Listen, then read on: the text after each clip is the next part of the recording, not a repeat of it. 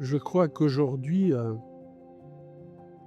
les droits humains sont très menacés par le fait qu'en fait, il y a une balance à mettre entre la sécurité et la liberté, la sécurité et les droits humains. Et moi, je pense que plus on utilise cet argument de la sécurité et pour ne pas respecter les droits humains, c'est une menace énorme, puisque je crois qu'il faut absolument pouvoir aussi respecter les droits humains en même temps qu'on se sécurise. Aujourd'hui, je crois que nous devons être très vigilants par rapport aux droits humains et cette vigilance nous amène plutôt à avoir une attitude de résistance par rapport au risque des pertes de ces droits humains. Et quand on voit l'évolution à plusieurs endroits, c'est comme si en fait tout ce qu'on a acquis il y a quelques années par rapport aux droits humains, nous sommes en recul par rapport à ces acquis.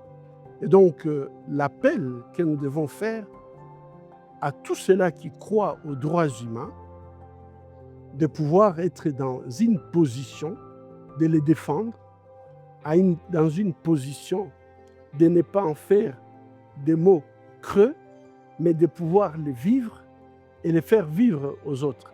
L'Union européenne, le Parlement européen, c'est une grande institution qui, je crois, à travers le monde, c'est une grande étoile qui doit briller par rapport